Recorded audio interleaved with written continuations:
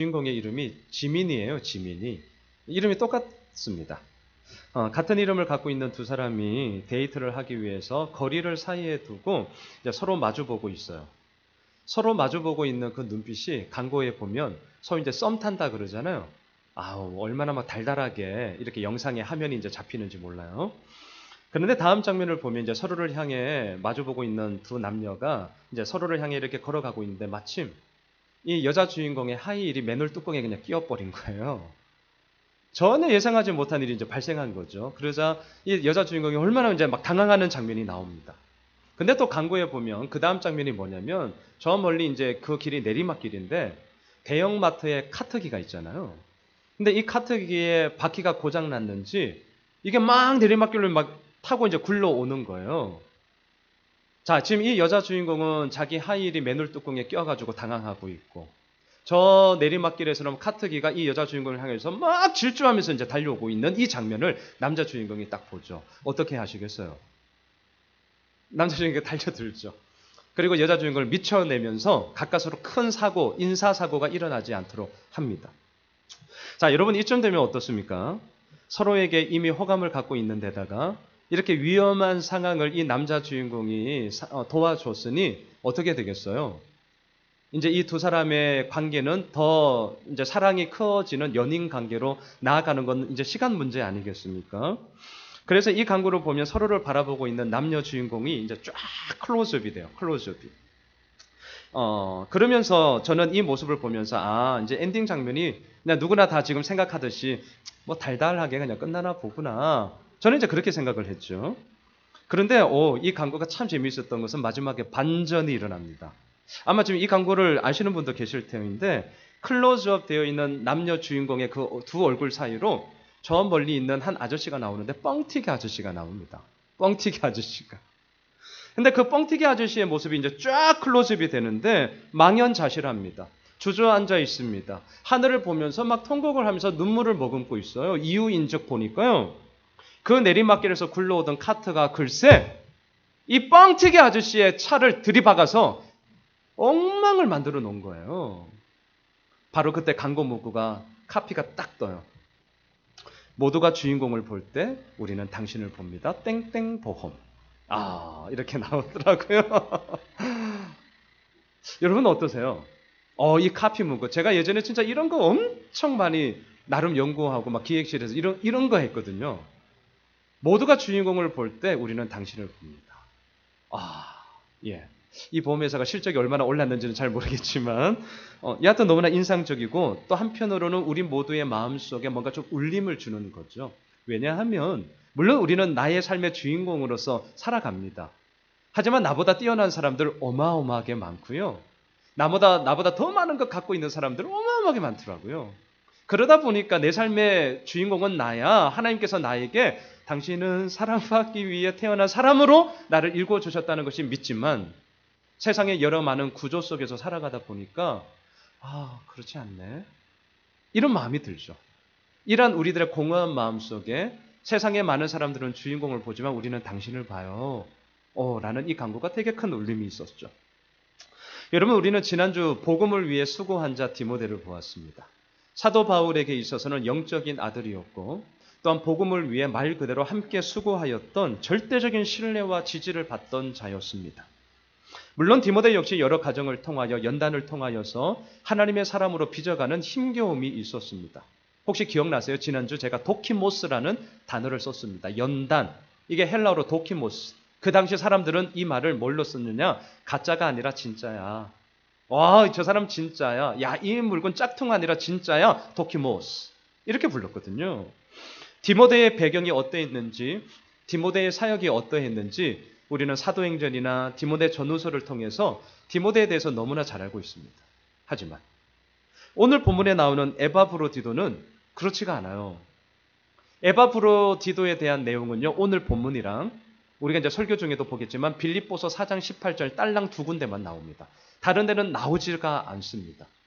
그의 배경이 무엇인지 그의 사역이 어떠했는지 구체적으로 우리가 알 수 없습니다. 그러다 보니까 제가 말씀을 준비하면서 이 디모데와 에바브로디도 사람을 비교하면 안 되죠. 안 돼요. 왜? 각 사람마다 하나님이 부르신 부르심이 있기 때문에 비교한다는 것은 참 어리석은 일임에 분명합니다. 그런데도 비교가 되는 거예요. 디모데 하면 어땠습니까? 우리가 다 익히 알고 있죠. 이름이 그렇게 낯설지 않습니다. 디모데, 분량도 많고 그의 삶이 어떠한지 심지어는 외할머니 이름까지 나오는 그런 디모데 우리 잘 알고 있습니다. 그런데 반면에 에바브로디도는 마치 뻥튀기 아저씨와 같게 느껴지는 겁니다. 디모데가 남녀 주인공이라면 이 에바브로디도는 뻥튀기 아저씨와 같아요. 에바브로디도 발음도 어렵고 누구야 도대체 이 사람 뭐 하는 사람이야? 분량이 적다 보니까 우리가 구체적으로도 알 수 없고 그렇다라는 거죠. 그런데 아십니까? 에바브로디도는요. 사도 바울에게 있어서는 너무나 귀한 동력자였습니다. 모두가 주인공을 볼 때 사도 바울은 에바브로디도를 보고 있습니다. 그리고 오늘 본문에서 우리가 보겠지만 그를 향한 자신의 마음이 무엇인지 솔직하게 진솔하게 오늘 본문에서 기록하고 있습니다. 여러분 어느 한 사람에 대해서 이렇다 저렇다 평가할 수 있어요. 때로는 평가를 해야 되고요. 저 역시 여러분들의 평가를 받아야 됩니다. 피드백은 너무나 중요해요. 왜냐하면 그 사람에 대한 무너짐의 그런 이야기가 아니라 저 역시 여러분들로 하여금 평가를 받음으로 말미암아 더욱더 진전되고 성숙과 성장의 과정이 반드시 피드백을 통해서 이루어지기 때문입니다. 평가할 수 있어요. 그런데 그 평가 기준이 그 사람에 대한 기록이 많은가 적은가, 그 사람의 업적이 많은가 적은가, 그 사람의 소유가 많은가 적은가, 그 사람의 배움이 많은가 적은가, 단지 이렇게 가시적인 부분을 우리가 간과는 할 수 없겠지만 그럼에도 단편적인 이러한 것들을 놓고 그 사람의 양이 많으면 업적이 많으면 무조건 훌륭한 사람이고 반대로 분량이 적고 업적이 적고 배움도 짧다면 좀 미비한 사람이고 큰일 납니다. 절대로 그 사람에 대해서 그런 식으로 평가해서는 아니 되는 것이죠. 반대로 그 사람에 대해서 단 한 줄만 기록되었다 할지라도 그 내용이 정말 많은 사람들에게 귀감이 되고 도전이 되고 마음에 울림을 준다면 그 사람의 삶은 결코 부족한 것이 아니라 오히려 더더욱 반짝반짝 빛나며 또한 우리는 그것에 대해서 인정하며 존중해야 함을 느끼게 될 것입니다. 오늘 에바브로디도가 바로 그런 사람입니다. 에바브로디도 이름의 뜻이 뭐냐면 매력적이다 아닙니다. 매력적이다. 근데 이름의 뜻만 매력적이었느냐? 아니요. 그 삶 역시 엄청난 매력을 갖고 있었습니다. 앞에 스크린을 한번 보시죠. 빌립보서 4장 18절을 함께 보겠습니다. 읽으시면서 얼마나 이 에바브로디도가 이름처럼 매력적이었는지를 한번 보시면 좋겠어요. 같이 읽습니다. 시작. 내게는 모든 것이 있고 또 풍부한지라 에바브로디도 편에 너희가 준 것을 받음으로 내가 풍족하니 이는 받으실 만한 향기로운 제물이요 하나님을 기쁘시게 한 것이라. 로마 감옥에 수감되어 있는 사도 바울은 자유로운 몸이 아닙니다. 그 안에서 물론 가택연금 이런 형편으로 당하여 것이기 때문에 많은 일들을 했죠. 하지만 부자연스러워하던 그 사도 바울을 향하여서 빌립보 교회 성도들은 후원금을 십시일반 모아 지금 전달하고 있습니다. 그런데 이 후원금을 전달하는 자로 누가 뽑혔냐면 에바브로디도입니다. 여러분 한번 생각해 보십시오. 나를 대신하여서 우리를 대신하여서 누군가를 대표하는 사람을 선택할 때에 소위 아무나 뽑지 않습니다.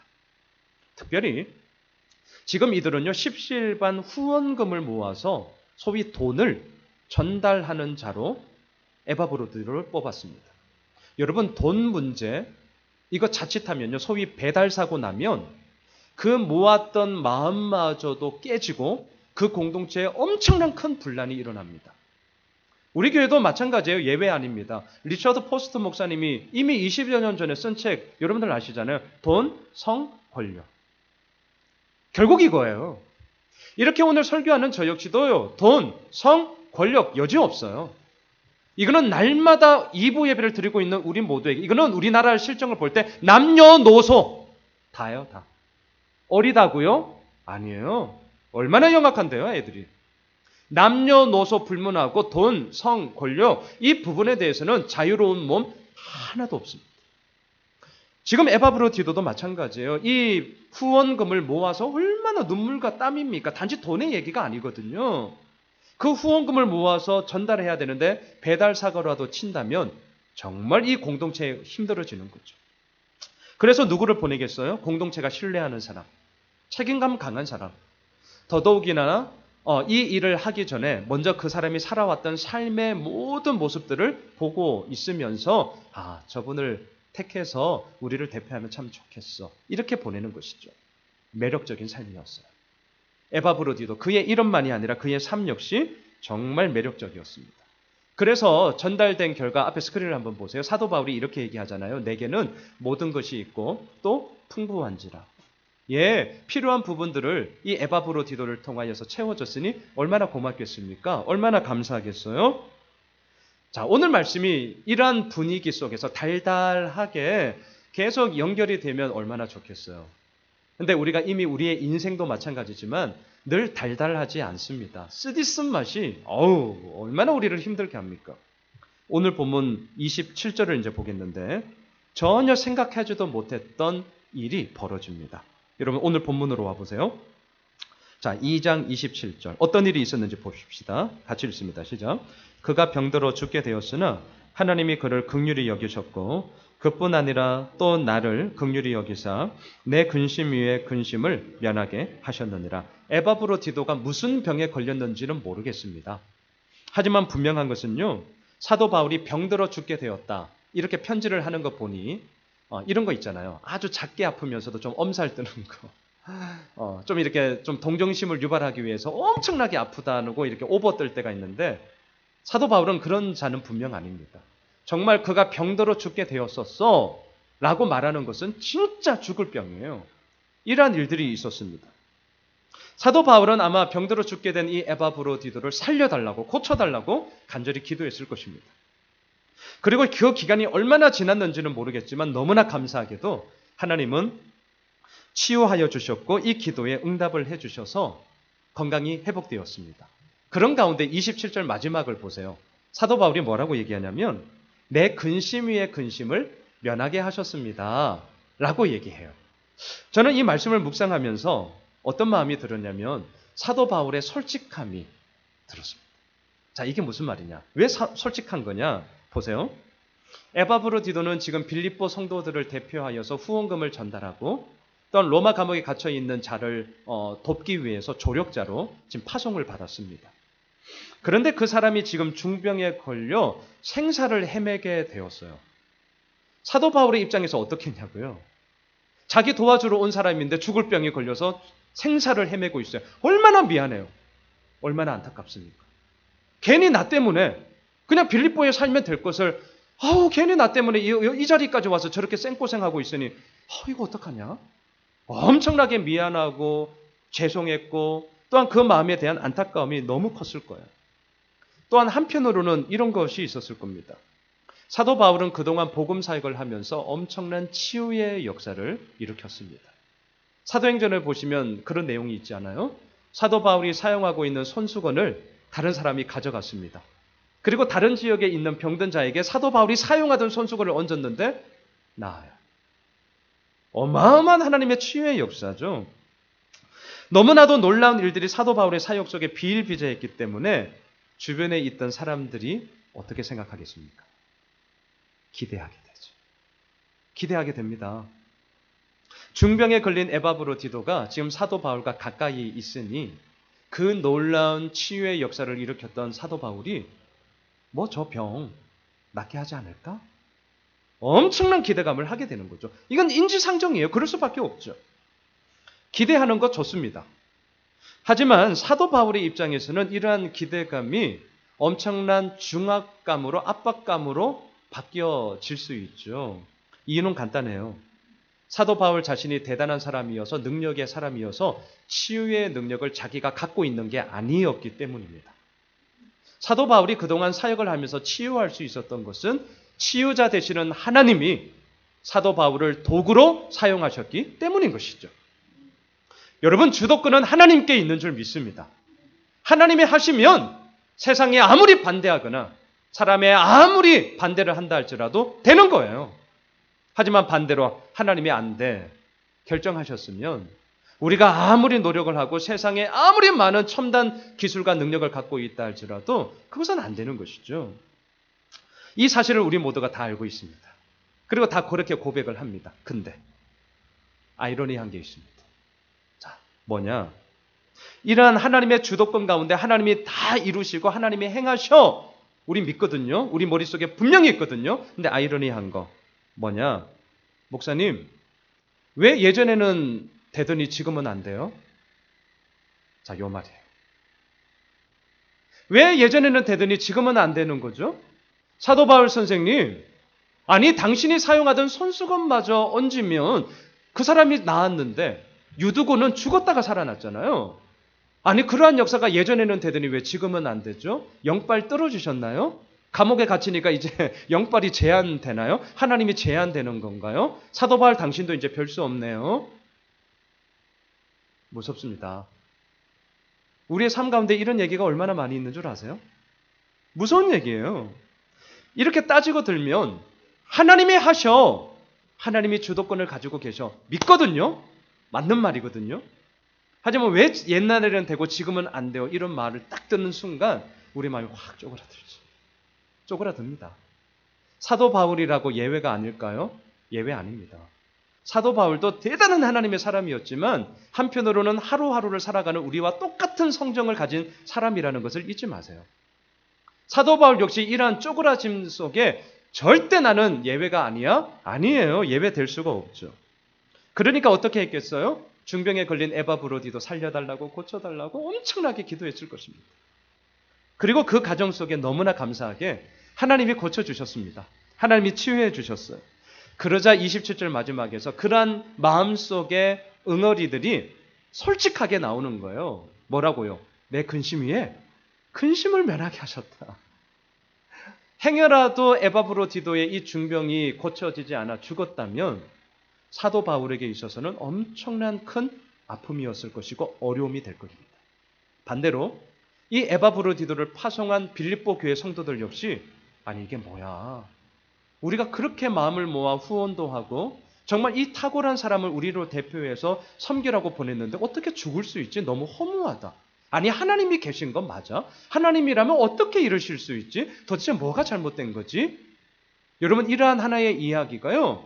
그 공동체를 향한 메시지가 됨으로 말미암아 빌립보 교회 안에도 엄청난 큰 어려움이 됩니다. 이것 만만치 않은 이야기예요. 그런데 바로 그러한 부분들을 하나님께서 해결해 주셨고 고쳐주셨으니 얼마나 감사하냐는 거예요. 와, 내 근심 위에 근심을 면하게 하셨습니다.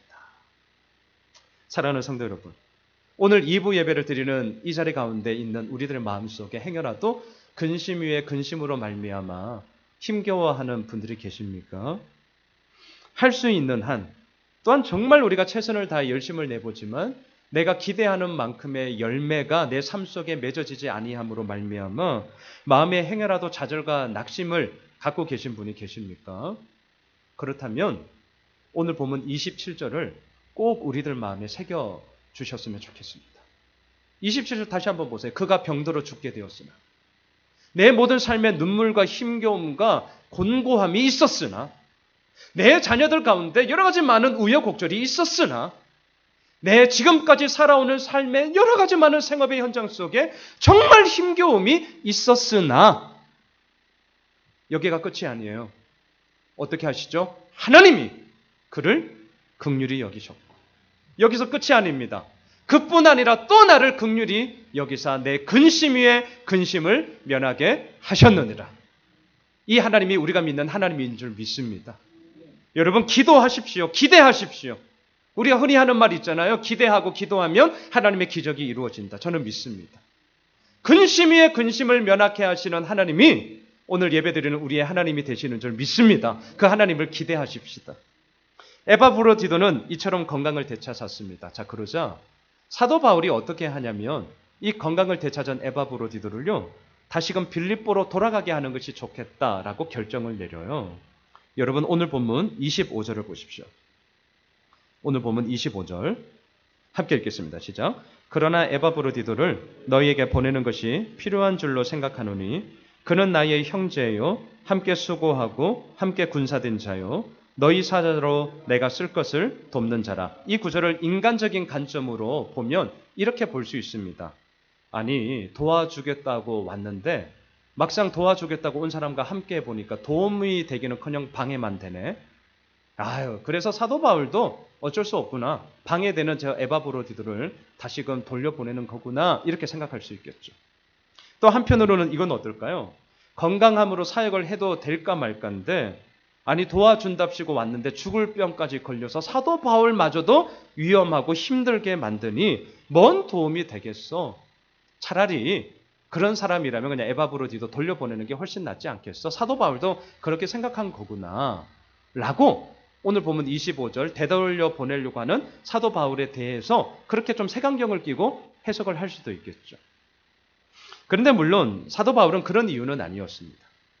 왜 에바브로디도를 다시금 보내려고 하느냐? 사도 바울에게 있어서 에바브로디도는요, 잘 들어주세요. 단지 자신의 사역을 돕는 헬퍼가 아니라 온 마음을 다해 사랑을 나누었던 형제였기 때문입니다. 자, 이게 무슨 말이냐? 25절 중반을 보십시오. 에바브로디도를 너에게 보내는 것이 필요한 줄로 생각한다. 이제 결정을 내렸어요. 그러면서 이유를 이렇게 얘기하는데 그 이후에 보시면 5가지의 역할이 나옵니다. 5가지. 그 중에 제일 먼저 언급하는 게 뭐죠? 그는 나의 형제다. 자, 이게 엄청나게 중요한 얘기인데요. 자, 요걸 좀 우선 마음에 담아두시고 그 이후의 구절을 보면 함께 수고하고 그는 함께 군사된 자다라고 그의 역할을 소개하고 있습니다. 사도 바울이 로마 감옥에 갇혀 있기 때문에 자유스럽지 못합니다. 그라여서 안에 있는 사도 바울과 자유로운 몸이었던 이 에바브로디도는 이 사도 바울의 사역을 지원할 수 있고 또한 그가 못하는 것들을 대신하여서 사역을 감당해야 했습니다. 근데 이게 녹록치가 않아요. 진짜 말 그대로 함께 수고하는 것이었고 함께 군사된 자로서 마치 영적 전쟁을 치르는 것과 같은 힘겨움이 그 과정 속에 있었습니다. 또한 어떻습니까? 너희 사자다. 여기서 말하는 사자는 영어로 메신저라고 바꿀 수 있습니다. 또한 내가 쓸 것을 돕는 자로 그가 여기에 있다. 이것은 빌립보 교회가 1차적으로 에바브로디도를 파송한 이유가 되겠죠. 메신저로서 소식을 주고받고 또한 특별히 사도 바울의 사역에 쓸 것을 돕는 자로 후원하라고 조력자로 보냈기 때문에 1차적인 이유가 돼요. 자, 보십시오. 에바브로디도는 이 모든 사역들을 정말 성실히 감당했습니다. 어느 하나 빵꾸 내지 않았습니다. 진짜 잘했어요. 그렇기 때문에 사도 바울에게는 엄청나게 큰 힘이 되는 동력자였음에 분명합니다.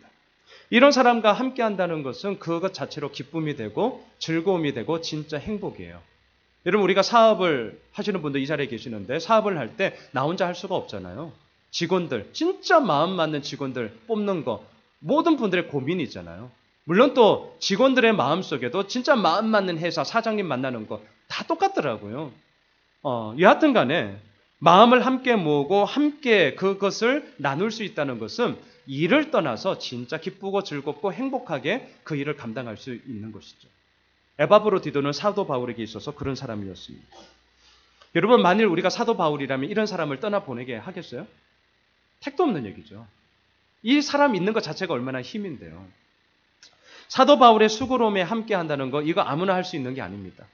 사도 바울과 함께 영적 전쟁의 군사로서 함께 한다는 거 이거 아무나 군사로 부르지 않았습니다. 에바브로디도는 이 모든 역할을 감당했습니다. 진짜 든든했고 진짜 감사했고 에바브로디도만 봐도 사도 바울의 마음에는 좋았어요. 진짜 좋았어요. 그런데 그 에바브로디도를 다시금 보내려고 결정합니다. 왜요? 그렇게 좋은 에바브로디도를 왜요? 온 마음을 다해 사랑을 나누었던 형제였기 때문이에요. 자, 여기서 말하는 형제는 단지 같은 부모의 뱃속에서 태어난 피부치를 얘기하지 않습니다. 앞에 스크린을 한번 보실까요? 마태복음 12장 50절 말씀 한번 띄워주시겠어요? 자, 읽으시면서 이 형제의 개념이 뭔지를 한번 보십시오. 같이 읽습니다. 시작. 누구든지 하늘에 계신 내 아버지의 뜻대로 하는 자가 내 형제요, 자매요, 어머니이니라 하시더라. 예수님의 말씀입니다. 예수님의 이 말씀처럼 진짜 성경에서 말하는 형제는 누구냐고요? 한 부모에서 태어난 피부치를 얘기하는 것이 아니라 날마다 하나님께 묻는 자죠. 저는 신앙의 핵심을 물음, 들음, 따름이라고 생각합니다. 날마다 하나님께 묻는 거예요. 그리고 그 물음 앞에 우리는 들어야죠. 하나님의 뜻이 무엇인지를 들으셔야 됩니다. 그리고 그 들음이 있으십니까? 그러면 나의 손과 발의 이야기로 따르셔야죠. 이게 믿음이에요. 이게 신앙이에요. 하나님께 묻고 하나님으로부터 듣고 그 하나님으로 말미암아 나의 모든 삶의 따름이라는 반응이, 순종이 이루어질 때에 예수님은 말씀하십니다. 그가 나의 형제야. 그가 나의 자매야. 그가 나의 어머니야. 에바브로디도는요, 사도 바울에게 있어서 그러한 사람이었습니다. 단지 자신의 사역을 돕는 헬퍼? 그 정도 아니었습니다. 함께 수고하고 함께 군사된 자? 이것으로만 끝나지 않았습니다. 사도 바울에게 있어서 에바브로디도는 무엇보다 하나님의 뜻을 묻고 하나님의 뜻을 듣고 자신이 할 수 있는 모든 삶의 현장 가운데 하나님을 따름으로 말미암아 하나님의 사람으로 서 있던 자였습니다. 그리고 그런 믿음의 공통 분모 위에 예수 그리스도의 복음을 위하여 함께 나아가고 온 마음과 사랑을 다하여서 그 사랑을 나누었던 형제였어요. 형제였다. 그런데 지금 그 형제가 어떤 줄 아십니까? 오늘 본문 26절로 와보십시오. 그 형제의 모습을 한번 보세요. 오늘 본문 26절 같이 읽습니다. 시작. 그가 너희 무리를 간절히 사모하고 자기가 병든 것을 너희가 들은 줄을 알고 심히 근심한지라. 그 형제가 근심하고 있어요. 여러분, 내가 지금 사랑하는 사람이 힘겨워하고 있다니까요? 가만히 있으시겠어요? 만일 우리가 사람을 대할 때에 어떤 일을 성취하는 수단으로만 그 사람을 대한다면, 제가 좀 냉정한 얘기 할게요. 매몰찬 얘기 하겠습니다. 그 사람이 근심을 하든 염려를 하든 뭔 상관이 있어요? 반대로 그 사람이 기뻐하든 즐거워하든 뭔 상관이 있습니까? 왜? 내가 그 사람을 대하는 방식이 일을 성취하는 수단으로만 본다면 그가 기뻐하든 근심하든 염려하든 나 상관없어요. 좋아하든 즐거워하든 나 상관없어요. 내가 맡긴 일만 하면 돼요. 이게 세상의 구조죠. 이 자리에 직장인들이 계십니다. 왜 힘들어 하십니까? 마치 직장이 나를 하나의 툴로, 하나의 도구로만 여긴다는 거예요. 그런 마음의 이야기 많이들 하셔요. 그냥 도구로 쓰여지고 그냥 스페어 처리되는 거죠. 나 그냥 도구로 끝나면 다른 스페어들이 많으니까. 너 아니고서라도 많아. 너무 마음 아픈 얘기죠. 하지만 세상에서 돌아가는 이야기죠. 만일 어떠한 사람을 일을 성취하는 수단으로만 본다면 오늘 본문에 나와 있는 이 내용처럼 그 사람의 마음이 어떤지 우리는 안 봅니다. 안 볼 거예요. 만일 사도 바울이 에바브로디도를 자신의 쓸 것을 돕는 자로만 인식했다면 그의 마음에 사모함이 있는지, 또한 반대로 그의 마음에 심히 근심함이 있는지 뭔 상관이 있어요. 내가 맡긴 것만 하면 돼. 나머지는 네가 알아서 하고. 이렇게 되는 거죠. 그런데 에바브로디도는요, 형제였습니다. 나의 쓸 것을 돕는 자가 아니었어요. 저는 이 말씀을 묵상하면서 무슨 생각을 했느냐. 만약에 에바브로디도를 어떤 일을 성취하는 수단으로 사도 바울이 인식했다면, 앞서 우리가 읽었던 25절에 5가지 역할들이 쫙 나오는데 가장 먼저 언급이 되었던 게 뭘까? 제가 한번 그냥 생각해 봤는데 저의 생각에는 아마 내 쓸 것을 돕는 자, 이게 제일 먼저 나오지 않았을까라고 싶습니다. 내가 쓸 거 돕는 자. 그래야만 내가 지금 하고 있는 일이 빨리 이루어지니까. 내가 쓸 것을 돕는 자. 그래야만 내가 원하고 계획하고자 하는 것들이 더 신속하게 이루어지니까. 근데 사도 바울에게는요, 이 에바브로디도는 형제였습니다. 여러분, 사랑하지 않으면 근심하지 않습니다. 그래서 사랑의 반대말이 미움이냐 증오냐 아니죠. 뭐죠? 무관심이죠. 정말 무관심입니다. 사랑의 반대말은 무관심이에요. 반대로 근심한다는 것은 그만큼 사랑한다는 또 다른 증거가 되기도 하죠.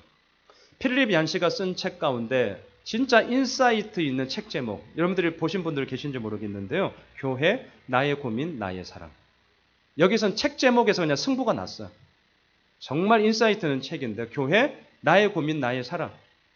나에게 교회가 고민이 되셨냐고요? 그렇다면 그 교회는 여러분들에게 사랑의 대상이 된 거죠. 자녀가 나의 고민이 되셨습니까? 자녀가 나의 사랑이기 때문입니다. 내가 하고 있는 일이 고민이시죠? 내가 그 일을 사랑하고 있기 때문이에요. 내가 무엇을 고민하고 있는가 보시면 그 사람의 사랑의 이야기가 뭔지가 그곳에서 나오는 겁니다. 고민한다는 것은, 근심한다는 것은 사랑하는 것이죠. 지난주 우리가 비전순회를 가졌습니다. 세 번째 비전순회를 진행했습니다. 진행할수록 참여하는 성도님들의 수가 우선은 가시적으로 점점 더 많아져서 제가 참 좋았습니다. 남의 일이 아니라 진짜 우리 교회의 일이구나. 우리 교회가 이제 2년 됐거든요. 그래서 제 마음에 아직은 모래알 같은 느낌이 사실 저에게는 있어요. 이게 목양하는 목사인지라 체감 온도가 조금은 다른 것 같아요. 뭔가 좀 아직은 푸석푸석함이 있어. 2년 됐으니까 아직 서로를 모르니까 그럴 수 있겠죠. 그러한 가정 가운데 그냥 남의 일이 아니라 아직은 좀 낯설은 교회가 아니라 우리 교회라는 이 말이 함께 하심으로 말미암아 교회에 대한 이런저런 얘기를 나누시고 또한 말씀을 나눠주심 그 자체가 저에게는 얼마나 고맙고 감사했는지 모릅니다. 오늘 주보에 기재되어 있는 것처럼 내년도 우리 교회의 비전, 중점 사역은 새가족 목장 다음 세대입니다. 작년에 우리가 비전 수련을 통하여서 공동체 세우기라는 조금은 두리뭉실한 주제가 선정이 되어졌고요. 올 한 해 그 모판 가운데 여하튼 이 모습까지 왔습니다. 아마 이 구체적인 비전이 우리 성도님들을 통하여서 우리 공동체에 던져진 메시지라 함은 더 구체적이고 실질적으로 이제 그 모판이 만들어졌으니 그 가운데서 싹을 키워라. 이런 엄중한 메시지로 제가 받았습니다. 어제 밤 늦게까지 3시간 동안 우리 운영위원들이 모였어요. 3시간. 논의하고 브레인스토밍 하다 보니까 3시간이나 되더라고요. 어느 정도 방향은 정했습니다. 목장에 대해서는 제가 11월 안으로 목자 수련회를 할 것입니다. 다음 세대에 대해서는 제가 12월 안으로 우리 교육팀 다 함께 모여서 좀 전면적인 좀 개선이 필요한 것 같아요. 좀 제가 앞장서서 나아가려고 합니다. 그런데 여러분 아십니까? 이런 것을 논의하고 어떻게 할 것인가, how to에 대한 실행 방안을 찾는 거 중요합니다. 중요해요. 하지만 실은 더 중요한 것이 있습니다. 그럼에도 불구하고 더 중요한 게 있어요. 뭔지 아십니까? 우리의 마음을 다해 이미 우리 가운데 허락해 주신 이 공동체 가운데 서로의 관심과 사랑을 지금보다는 하나만 더 나눈 겁니다. 이게 더 중요해요, 사실은. 오늘 제가 이 설교를 준비하면서 한 주간 내내 새벽마다 기도한 게 뭔지 아세요? 주님, 예수 호미실 교회 정말 한 분 한 분 이 보잘것없는 교회에 불러주신 성도님들 너무 귀하고 너무 감사합니다. 주님. 너무 고마워요. 주님. 하지만 주님, 양순웅 목사의 목회에 단지 쓸 것을 돕는 자로만 제가 여기지 않게 해주십시오. 저 그렇게 기도했어요. 저 오늘 설교하려고 그냥 이렇게 하는 말 아닙니다. 나의 목회에 쓸 것을 돕는 자로만 여기기 시작한다면 아마 이 자리에 계신 분들 가운데 신앙의 연륜이 쌓였기 때문에 그 폐해가 어떠한 것인지 제가 더 이상 부연 설명하지 않아도 다 아실 거예요. 제가 만일 여러분들의 생각 속에 나의 목회에 그냥 쓸 것을 돕는 자야 라는 인식으로만 대한다면 우선 여러분들의 마음에 제가 관심이 없을 거예요. 근심이 되든 있든 없든 뭘 사모하든 말든 이 교회를 위해서 어떤 일이 이루어지면 되는 거죠. 되게 무서운 얘기입니다, 지금. 내년에 주어진 중점 사역을 이루기 위해서 어떻게 해야 되지? 어떤 분이 필요하지? 여기에 어떤 분을 내가 적재적소에 좀 부르지? 어떻게 쓰지? 중요해요. 간과하지 못합니다. 하지만 이것만 제 마음에 남는다면 사실 그 일은 일이 되는 게 아니죠. 교회 일은요. 계속 똑같을 거예요. 1년 우리 52주 만납니다. 물론 더 열심히 있는 분들은 이 자리에 새벽을 깨우는 분도 있고 주중에 수요 예배, 목장 예배 등 저와 제자 훈련 성장반 함께하는 분들 계시죠. 하지만 대부분은 주일이 기점이에요. 우리 52번 만납니다. 근데 이게 짧냐고요? 결코 짧지 않아요. 세상의 공동체 가운데 52번 정기적으로 만나는 공동체 한번 잘 생각해 보세요. 내 직장 빼고 없어요. 없습니다. 이 공동체 가운데 주님께서 주신 그 마음이 뭘까요? 어떤 일을 이루는 거, 저 이루고 싶어요. 하지만 그 이룬다는 것이 왜 이루는 거예요? 하나님의 주신 몸된 사랑을 나누는 거죠. 많은 아빠들이 후회하는 게 뭡니까? 그렇게 열심히 돈 벌었어요. 왜 돈 법니까? 내 자식 새끼들 행복하게 해주려고. 내가 가정을 이끌려 나가려고. 근데 그렇게 돈 벌면서 자식 새끼 관심 못 가져줬더니 어느새 훌쩍 다 컸어. 얘네들은 얘기해요. 아빠에 대한 추억이 없어요.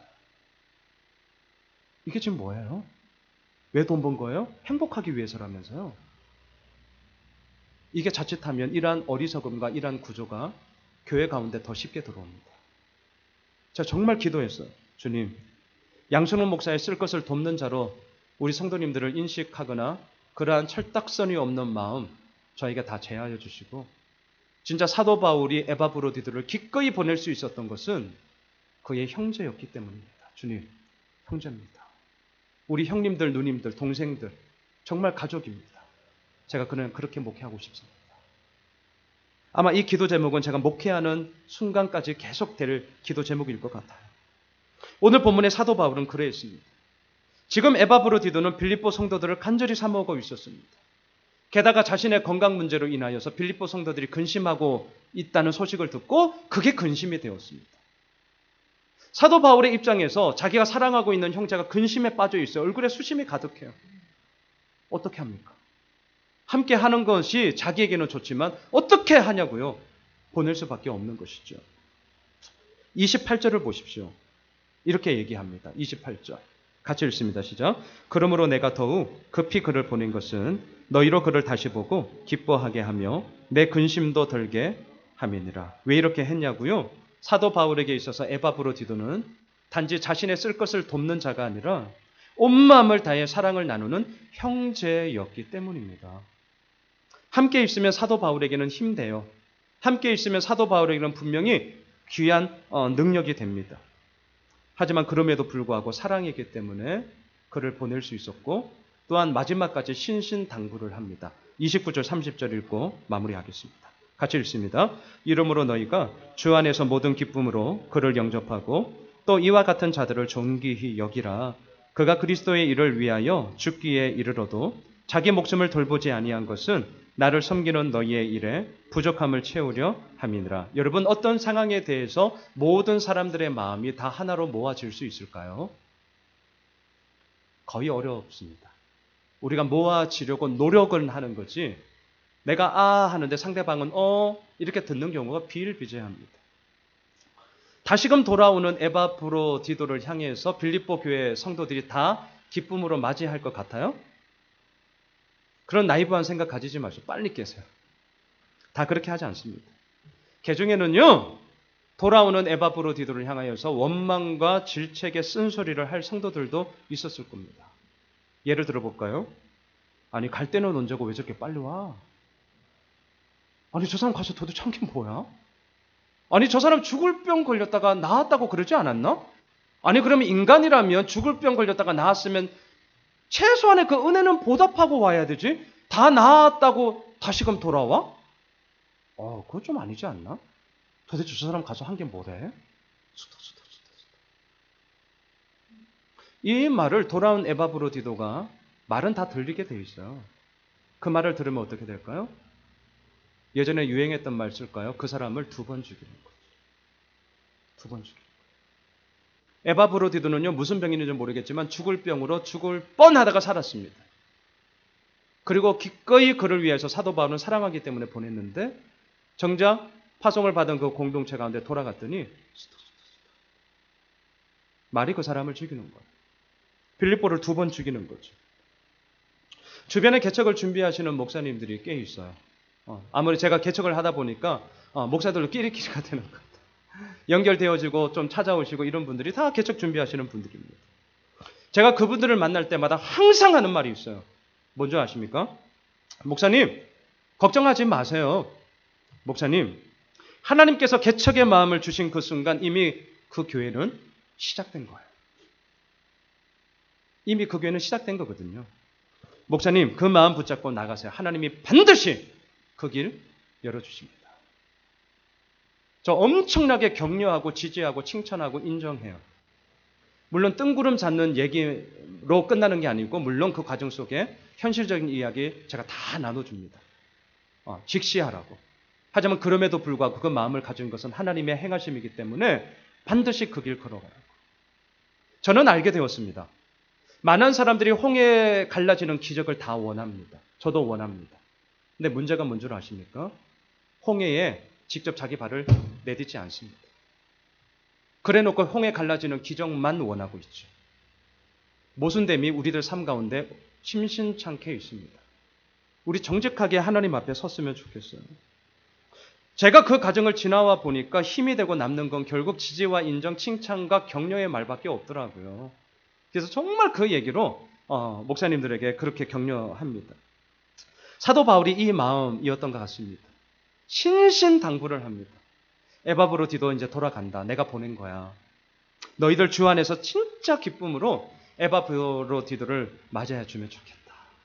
그리고 이러한 자들을 정말 존귀히 여겨줬으면 좋겠어. 왜 이야기를 할까요? 자칫하면 쑥덕쑥덕하면서 에바브로디도를 정말 2번 죽일 수 있는 위험이 있었기 때문입니다. 이렇게 지지와 칭찬과 격려를 통하여서 에바브로디도가 더더욱 견실한 하나님의 사람으로 성장할 수 있었기 때문이죠. 말씀을 정리하겠습니다. 저는 실은 오늘 말씀의 설교 제목을 자기 목숨을 돌보지 아니한 자, 오늘 본문 29절에 나오죠. 제가 처음에는 이렇게 정했어요. 그리고 말씀을 묵상하면서 계속 준비하던 가운데 어찌하여서 자기 목숨을 돌보지 아니한 자로 설 수 있었을까라는 그 본질에서 저는 오늘 제목으로 바꿨습니다. 사랑하기 때문입니다. 자기 목숨을 돌보지 아니하는 부모, 어찌하여서 자녀들을 향해서 그렇게 할 수 있을까요? 사랑합니다. 사도 바울에게 있어서 에바브로디도는 너무나 귀한 사람이었습니다. 그럼에도 불구하고 어떻게 그를 기꺼이 보낼 수 있었을까요? 형제요, 사랑하기 때문이죠. 또한 사랑이기 때문에 다시금 돌아온 자를 쑥덕거리지 않고 기꺼이 어떤 모습이든지 간에 기꺼이 받을 수 있는, 용납할 수 있는 건 역시 무엇일까요? 사랑하기 때문에. 그러면서 제가 좋아하는 노래, 가수 유재하 씨의 사랑하기 때문에 멜로디가 막 흘러가는 거예요. 그 후렴구 가사 아시죠? 좋아하시는 분들 꽤 계시죠? 다시 돌아온 그대 위에 내 모든 것 드릴 테요. 우리 이대로 영원히 헤어지지 않으리. 마지막 가사, 나 오직 그대만을 사랑하기 때문에. 사랑하기 때문에. 사랑하는 성도 여러분, 사랑하면 됩니다. 예수 그리스도를 사랑하면 됩니다.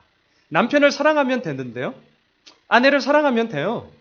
자녀를 사랑하면 된다니까요. 내가 하고 있는 일을 사랑하십시오. 우리에게 허락해 주신 이 공동체를 사랑하십시오.